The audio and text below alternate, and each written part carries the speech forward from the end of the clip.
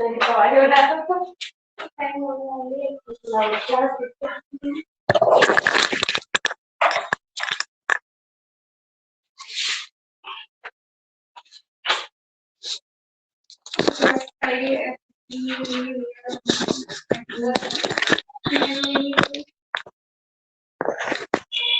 Evening class. क्या मेरी आवाज आ रही है?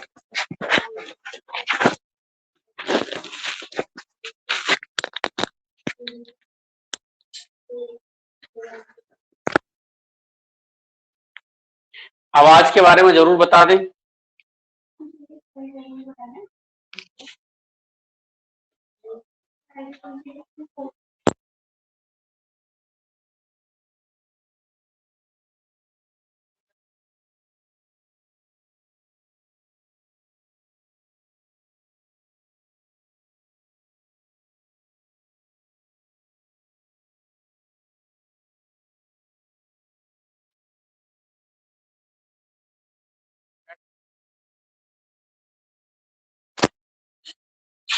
हाँ भाई, आवाज क्लियर है? जल्दी बता दो।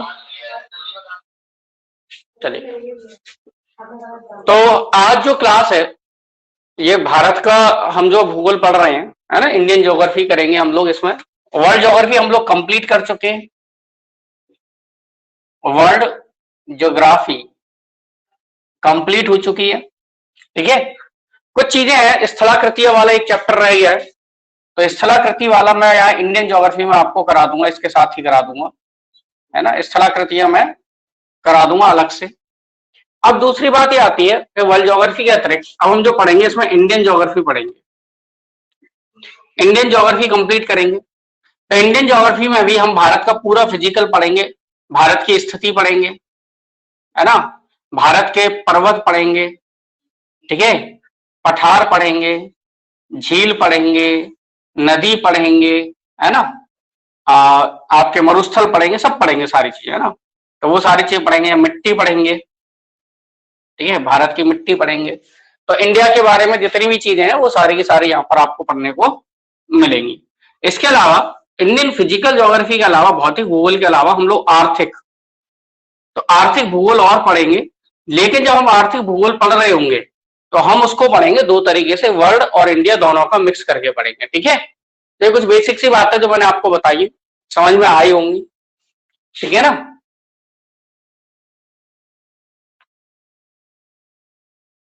और बाकी लोग भाई हाँ हूं कुछ लिखा करो, समझ में आना चाहिए। साफ नजर आ रहा है या नहीं आ रहा है ये भी बता दीजिए। गुड इवनिंग शिल्पी।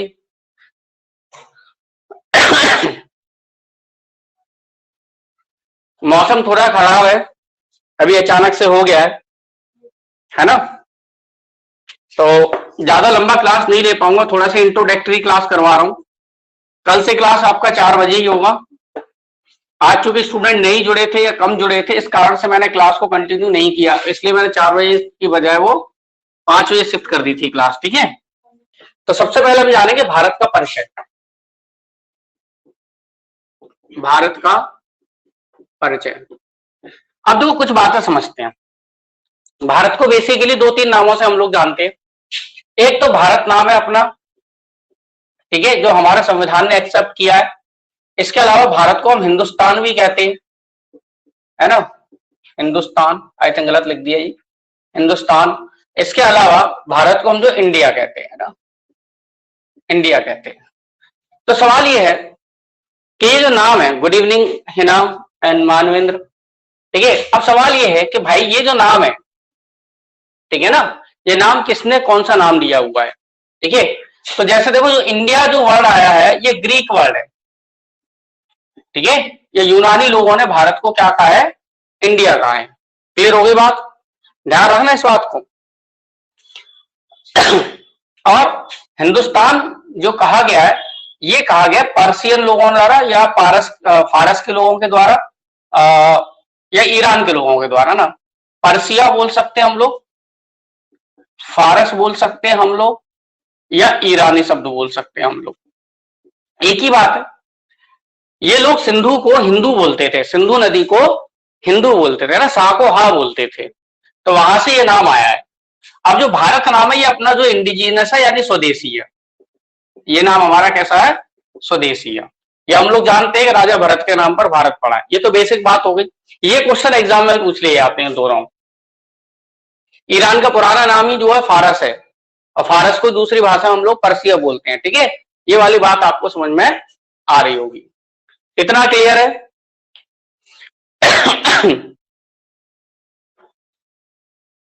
आज आपकी क्लास थोड़ी लंबी नहीं होगी, छोटी रहेगी, कल से पूरे 1 घंटे क्लास रहेगी।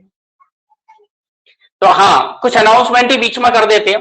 हमने पॉलिटी कंप्लीट कर लिया है। पॉलिटी में 2-3 क्लास आपको मैं कराऊंगा। एक जो हिस्ट्री कराऊंगा इंडियन कॉन्स्टिट्यूशन की, ठीक है, उसके अलावा संविधान सभा कराऊंगा, संविधान सभा करवाएंगे, और उसके अलावा एक प्रस्तावना वाला टॉपिक। ठीक है, तो ये 3 टॉपिक मुझे कराने हैं आपको। ये 3 टॉपिक करते ही आपका पॉलिटी खत्म हो जाएगा। और ये तीनों क्लास जो होंगे ये मैं किसी भी सैटरडे ऑब्लिक संडे में अलग से करा दूंगा। ठीक है, 3 से 4 क्लास लगेंगे तो आपका पॉलिटी पूरी तरह से कंप्लीट हो जाएगा। कल से हम यहाँ नया सेशन स्टार्ट करेंगे पॉलिटी की जगह पर। पॉलिटी के स्थान पर हम लोग कुछ नया स्टार्ट करेंगे। ठीक है, गुड इवनिंग आंचल। वो स्टार्ट करेंगे हम लोग भारत का इतिहास। ठीक है, भारतीय इतिहास। ठीक है, तो कल सुबह 7 बजे, सॉरी 8 बजे है ना, 8 AM कल से स्टार्ट कर देंगे। आज मैं इसकी जो एक आईडी बना के डाल दूंगा इस पॉलिटी वाले क्लास में, सॉरी पॉलिटी वाली क्लास में, ज्योग्राफी वाले में और इंडियन ज्योग्राफी वाले में, जिससे कि आप लोग क्या कर लेंगे कि इस क्लास को एनरोल कर लेना है ना। इस क्लास में आप लोग एनरोल हो जाना, तो आगे की क्लास जो आपकी कल से शुरू हो जाएगी इंडियन हिस्ट्री की। ठीक है, बताइए जरा, ठीक रहेगा या कोई और सब्जेक्ट शुरू करवाना है? चलिए ये शुरू कर देंगे ना।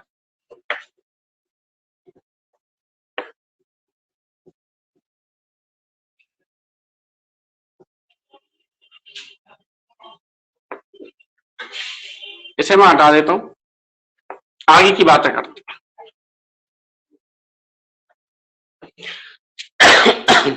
देखो, अब बात यह आती है कि जब भारत के परिचय की बात करते हैं सबसे पहले लेते हैं हम लोग भारत का क्षेत्रफल, कि भारत का क्षेत्रफल कितना है। ठीक है, तो भारत का क्षेत्रफल जो है, आप में से जिसको पता हो वो जल्दी से जितना फास्ट लिख सकते हो ऑनलाइन में लिख दिया करो। बाकी 32,87,000, अरे धीरे धीरे, किलोमीटर स्क्वायर, ये भारत का क्या है? क्षेत्रफल है। अब इस समय क्षेत्रफल क्रम की अगर हम बात करें तो हम लोग जानते हैं कि भारत जो 7वें नंबर पे आता है। दुनिया का सबसे बड़ा देश रूस है ना, फिर उसके बाद कनाडा, चीन, USA, ब्राजील, ऑस्ट्रेलिया, ठीक है, ऑस्ट्रेलिया, भारत और अर्जेंटीना। ठीक है, और अर्जेंटीना। अभी अर्जेंटीना ने कब जीता है? अभी तुरंत ही, अभी अर्जेंटीना ने एक कप जीता है, EVS। मानंद EVS भी होगी, लेकिन वो इंडियन ज्योग्राफी के बाद होगी फिर, है ना। इंडियन ज्योग्राफी और कर लो फिर हो जाएगा। तो इंडिया जो है दुनिया का 7वां सबसे बड़ा देश है। ठीक है, तो भारत दुनिया का 7वां सबसे बड़ा देश है। इनका क्रम याद करने के लिए आप रक्कूबाई याद कर लेना। रक्कूबाई यानी Russia, Canada, China, USA, Brazil, Australia, India. ठीक है, और अर्जेंटीना जो आता है वो 8वें नंबर पे आता है। जल्दी से बताओ, अभी अर्जेंटीना ने कौन सा कप जीता है फुटबॉल में? जल्दी से बताओ। और हाँ, ध्यान रखना, इस ट्रिक को याद करते समय एक कंफ्यूजन हो सकता है कि कनाडा पहले आता है, चाइना पहले आता है, सी का मतलब। तो ध्यान रखना, कनाडा की स्पेलिंग बड़ी है इसलिए वो पहले आएगा, चाइना की स्पेलिंग छोटी होती है इसलिए वो बाद में आएगा। तो ऐसे भी आप इसको याद रख सकते हैं। ठीक है, ध्यान रखना। अच्छा, अब एक बात समझो कि भारत जो है, अगर हम भारत की बात करते हैं तो भारत के पास जो क्षेत्रफल है दुनिया का, ठीक है, ध्यान रखना, कुछ समझने की कोशिश करो यहां पे। भारत के पास दुनिया का क्षेत्रफल कितना है? 2.4%। यानी पूरी दुनिया की जितनी भी भूमि है उसमें से इंडिया के हिस्से में कितनी भूमि है? 2.4%। जबकि जनसंख्या कितनी है? 17.5%। ये भी याद रखना भाई। आंसर नहीं देते हो तुम लोग। आंचल, मानवेंद्र, शिल्पी और कौन कौन है ऑनलाइन? आप ही लोग हो, 3-4 लोग है ना। हिना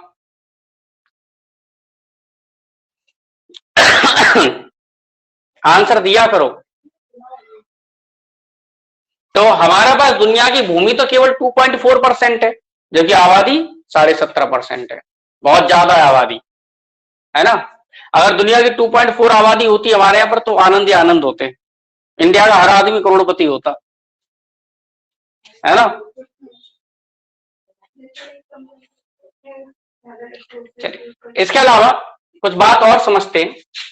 देखो, अर्जेंटीना ने जीता कोपा कप, ठीक है, ध्यान रखना। और इटली ने जीता है यूरो का। अंतर है, ये दोनों एक साथ चल रहे थे, एक ही साथ इनके रिजल्ट आए हैं, तो बड़ा कंफ्यूजन हो रहा है। हटा देता हूं इसको। आयोग ये समझ में आ गया होगा इतना। इसमें एक छोटा सा काम और कर सकते हैं, एक जनसंख्या क्रम और देख लेते हैं, है ना। एक जनसंख्या क्रम और लिख लेते हैं।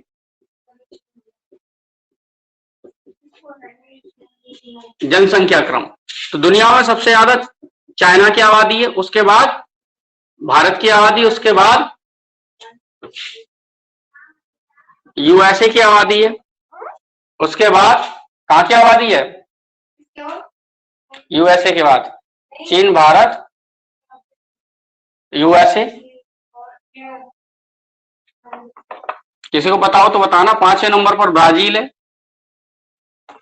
टॉप 5 बता देते। चौथा कौन सा है? इंडोनेशिया?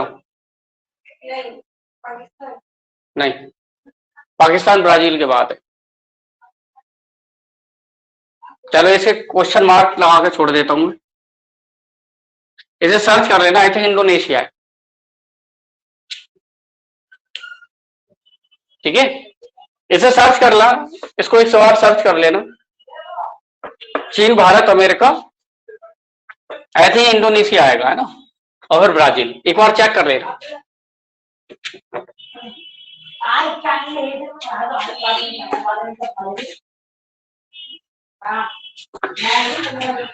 अब हम बात करेंगे भारत के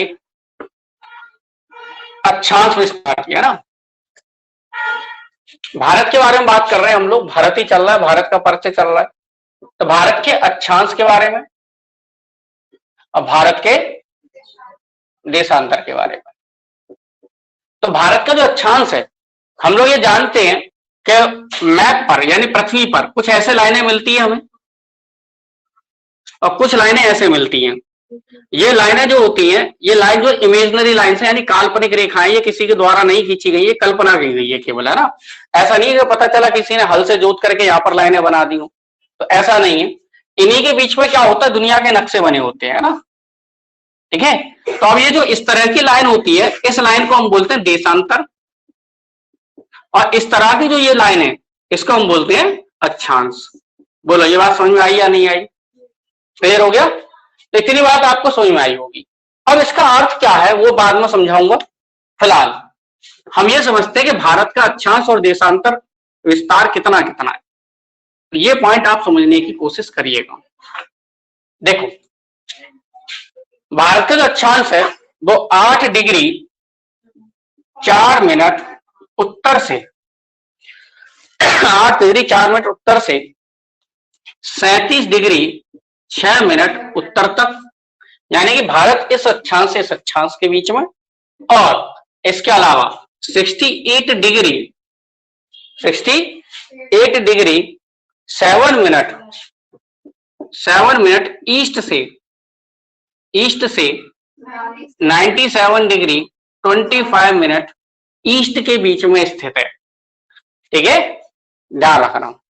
मैंने आपको एक बात समझाई थी जब हमने पढ़ाया था अक्षांश और देशांतर के बारे में, अगर आप लोगों को याद होगा तो मैंने आपको बताया था कि अक्षांश से हम किसी भी जगह की, या मैं यहां पे इधर लिख देता हूं, अक्षांश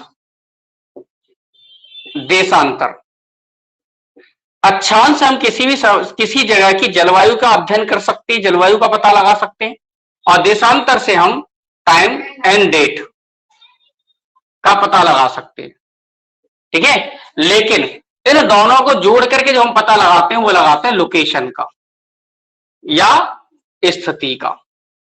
स्थिति का मतलब यहां पे क्या है कि कोई चीज कहां पर स्थित है, इसका हमें जो पता लगाया जाता है इसके द्वारा।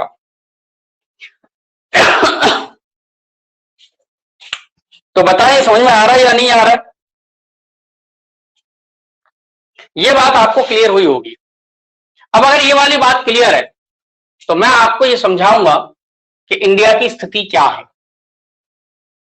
ठीक है, इंडिया की स्थिति क्या है वो मैं आपको समझाता हूं। 2 मिनट लगेंगे, समझ में आ जाएगा।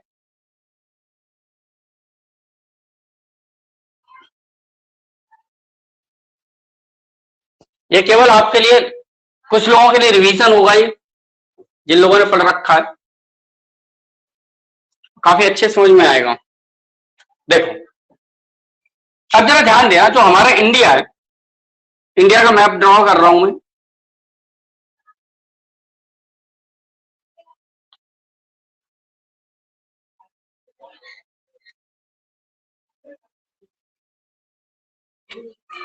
अब ये जो हमारा इंडिया है, ठीक है, तो इंडिया, एक बात समझने की कोशिश करेगा आप लोग, यहां पर 0 डिग्री है, भूमध्य रेखा होती है, भूमध्य रेखा से भारत जो है 876 किलोमीटर की दूरी पर है। कितने किलोमीटर की दूरी पर है? 876 किलोमीटर की दूरी पर है। क्लियर हो गया? चलिए, वेरी गुड। आप लोग बीच में बोलते रहते हो ना हाँ हूं, या कुछ चीज समझ में आ रहा है नहीं आ रहा है, तो थोड़ा सा मुझे लगता है कि मैं क्लास में हूं, अन्यथा लगता ही नहीं है मैं क्लास में हूं। अभी बच्चों के बहुत कॉल आ रहे हैं ऑफलाइन क्लास के लिए।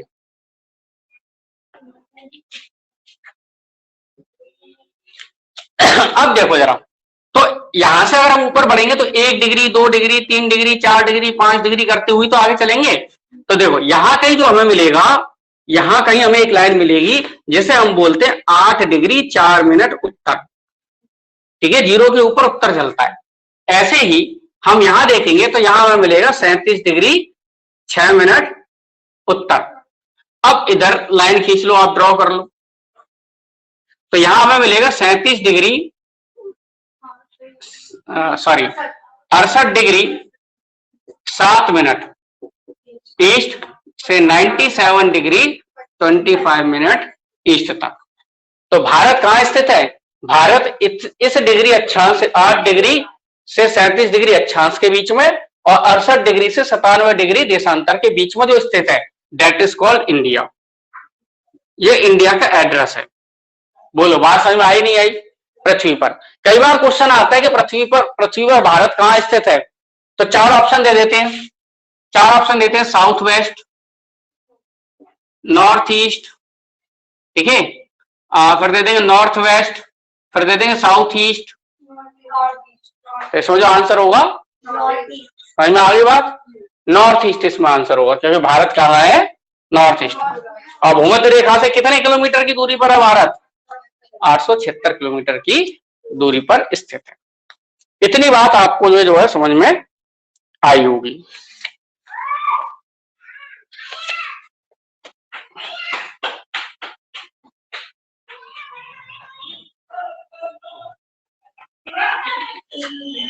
चलिए, कुछ 2-3 डेटा और समझते हैं, और समझते हैं। इसके अलावा इसे मैं हटा देता हूं।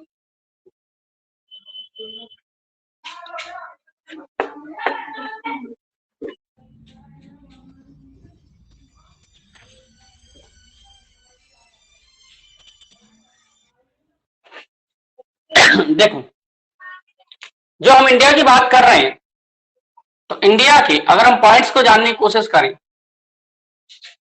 इंडिया के पॉइंट्स को जानने की कोशिश करें तो यानी नॉर्थ, साउथ, ईस्ट और वेस्ट, नॉर्थ, साउथ, ईस्ट और वेस्ट की बात कर रहे हैं।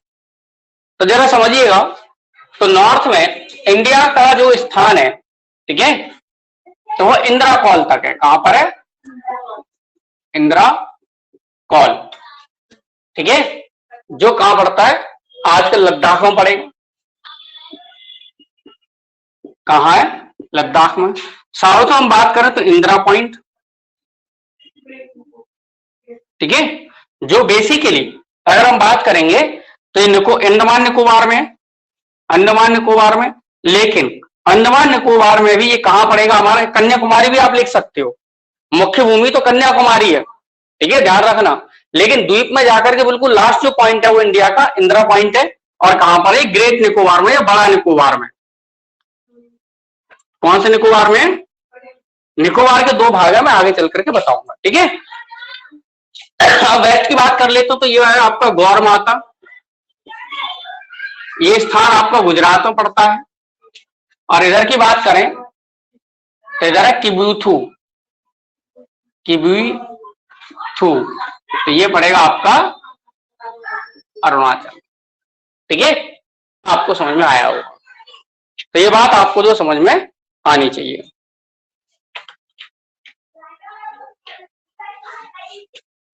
एक पॉइंट और समझना कि भारत की ऐसे जो लंबाई है तो यह है 3214 किलोमीटर, ठीक है। नॉर्थ टू साउथ इंडिया की लंबाई कितनी है? 3214, ठीक है, किलोमीटर। जबकि इंडिया की अगर हम बात करें पूर्व से पश्चिम तो 2933, तो 2933 किलोमीटर भारत जो है इस तरह से फैला हुआ है। तो लगभग देखा जाए तो बराबर ये लंबाई चौड़ाई अगर हम बात करें तो, ठीक है।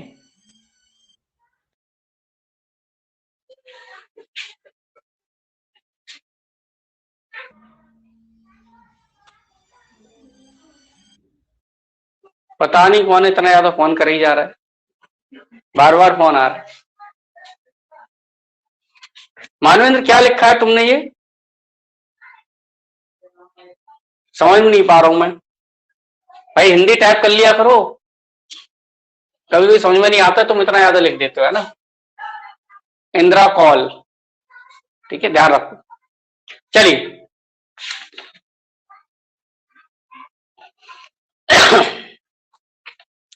अब समझते हैं कि भारत की जो स्थलीय सीमा है वो 15,000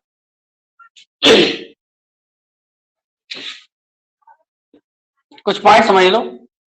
स्थलीय सीमा की लंबाई तो वो आपकी 15,200 किलोमीटर अप्रोक्सीमेट वैल्यू है। और जल सीमा की लंबाई, जलीय सीमा या समुद्री सीमा भी आप लिख सकते हो, तो जलीय सीमा की जो लंबाई है वो आपकी लगभग 7,516 किलोमीटर, तो 7,516 किलोमीटर, ठीक है, ध्यान रखना। ये आपकी 15,200 किलोमीटर, ठीक है, स्थलीय सीमा की लंबाई। तो अगर आप लोगों ने हमारा इंडिया देखा है, इंडिया का मैप, तो यहां से यहां तक क्या है? यहां से यहां तक सब वाटर बॉडी है, और इधर ऊपर की तरफ क्या? स्थलीय क्षेत्र है। तो आइयो ये बात आपको जो समझ में आई होगी, ठीक है। मतलब इंडिया का यहां से आप पकड़ो और यही वापस आ जाओ घूम करके, तो टोटल जो बनेगा, इसे मैं थोड़ा चेक करना चाहूंगा, वो ये पूरा है ना, ध्यान रखना।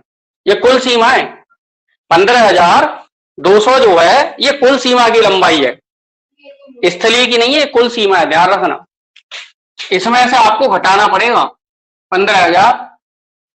7,516 घटाना पड़ेगा, तब निकलेगा ये, है ना, ध्यान रखना।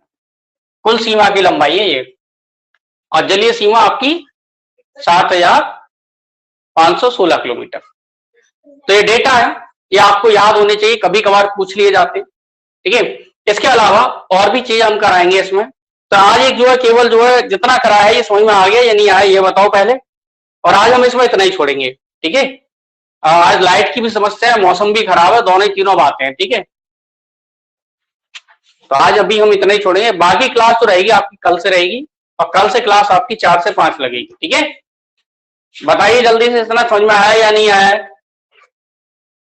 इतना क्लियर है? चलिए ठीक है शिल्पी, है ना, आपकी फीस आ गई, आपने फीस जमा की थी कल शाम को। भाई बाकी लोग जिनकी फीस नहीं है जमा ज्योग्राफी की, वो भाई जमा कर दें बाकी लोग। चलिए ठीक है मानवेंद्र, चलिए ओके शिल्पी, चलिए that's all for the day, thank you for watching, bye bye everyone.